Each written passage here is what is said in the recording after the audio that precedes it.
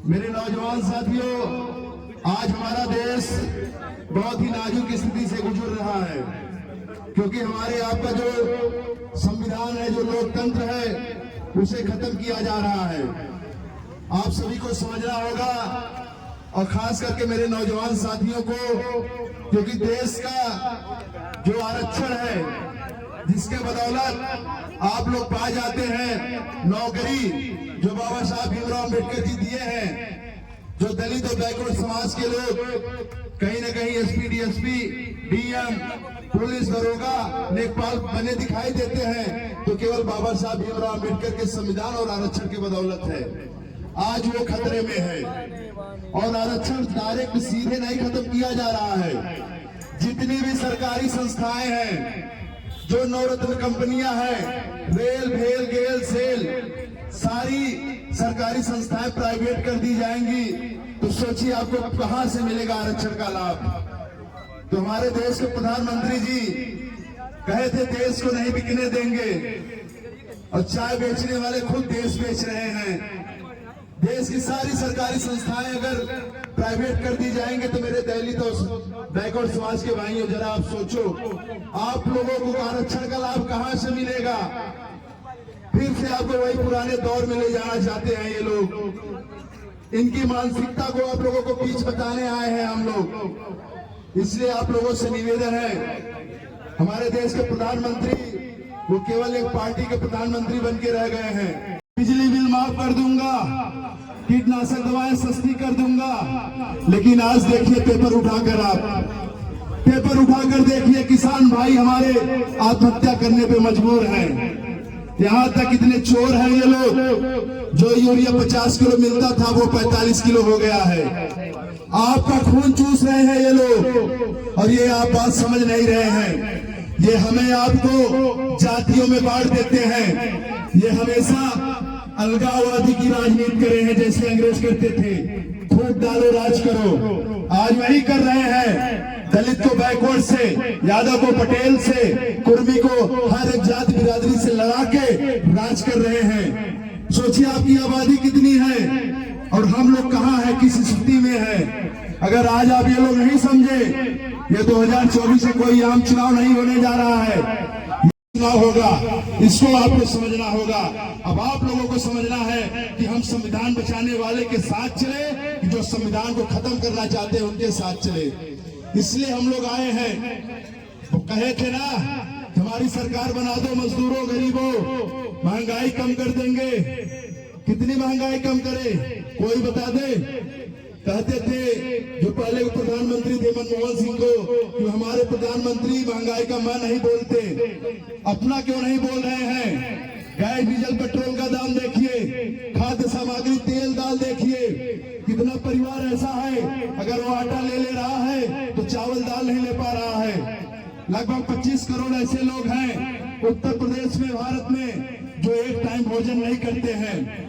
30-35 करोड़ लोग ऐसे जिनके सर पे छत नहीं है। ये गरीबी दूर नहीं करने आए मेरे भाइयों, ये दलित बैकवर्ड समाज के लोगों को, जो गरीब हैं, उन्हीं को खत्म करने आए हैं। इसलिए हम लोग आप लोगों के बीच में आए हैं।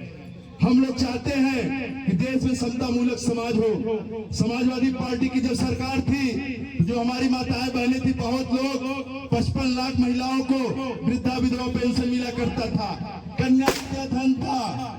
और हमारे नौजवान साथियों के रोजगार के लिए हमारे राष्ट्रीय अध्यक्ष अखिलेश यादव जी कोई न कोई योजना लाया करते थे। कितनी नौकरी दिए, कितने लेखपाल सिपाही बन गए, लेकिन उनकी बात को सब भूल गए और जातिवाद में आ गए। इसलिए मैं कहना चाहूंगा, भारतीय जनता पार्टी के जिस भी जाति, बैकवर्ड समाज और दलित समाज के लोग नेता हैं, वो आपके अधिकार की बात नहीं कर सकते। क्यों नहीं कर सकते? ईडी, सीबीआई सब कुछ उनके कब्जे में है। अगर वो एक आवाज आपके हक की कर देंगे, तो आपको उनको दबोच लिया जाएगा।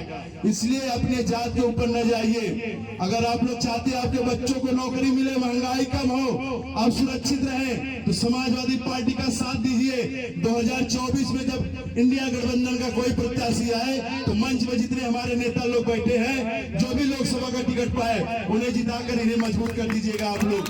तब हम लोग मानेंगे कि जो हमारे 60 दिन से चल रहे हैं घर द्वार छोड़ के, केवल आप लोगों की लड़ाई लड़ने के लिए, केवल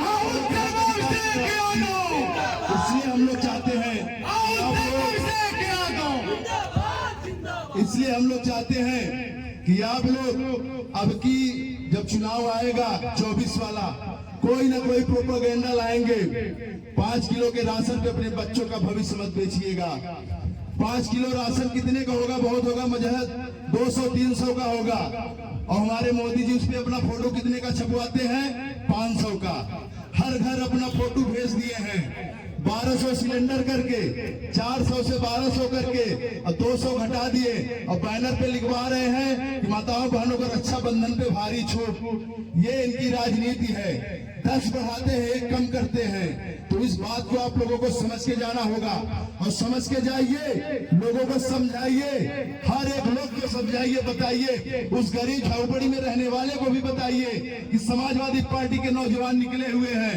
अब मैं आपको बता दूं, जब नौजवान अंगड़ाई लेता है, अच्छे चले गए। और ये जान लीजिए, जब अंग्रेज भागे थे, जब मुगल भागे थे, तो यही किसान मजदूर के लड़के ही उनको संघर्ष करके भगाए थे। तो 2024 में मोदी जी यही किसान मजदूर के लड़के ही आपको भगाएंगे, आप फिर गुजरात भागेंगे। ये हम ऐलान कर रहे हैं। अंग्रेज चले गए, मुगल चले गए, इनकी क्या औकात है? ये तो बहुत बड़े बहरूपिया झूठे लोग हैं। ये तो हमेशा झूठ की राजनीति करते हैं, कोई सत्य की बात नहीं है। और अभी आपको मैं बता दूं, कल की घटना है, कानपुर देहात में 2 विश्वकर्मा परिवार को थोड़े से विवाद में जान से मार दिया गया। मारने वाला कौन था, किस जात का था, सब जाना जाता है। वही देवरिया का एक यादव परिवार को सताया जा रहा है, उसको उसका घर गिराया जा रहा है। तमाम जगह पे ऐसे हुआ है कि जब दलितों बैकवर्डों के ऊपर आफत आई है, चाहे वो उन्नाव की घटना हो, चाहे हाथरस की घटना हो, चाहे जहां की घटना हो, समाजवादी पार्टी सड़क से लेकर सदन तक आप तक की आवाज लड़ते हैं, जेल जाने का काम करते हैं, लड़ते हैं केवल आप लोगों के लिए। अगर आप लोग इस बात नहीं समझेंगे तो शायद ये चुनाव आखिरी चुनाव होगा, और भारतीय जनता पार्टी इसके बाद किसी को वोट नहीं देने देगी। ये बात हम लोग आप लोग को बताने आए हैं।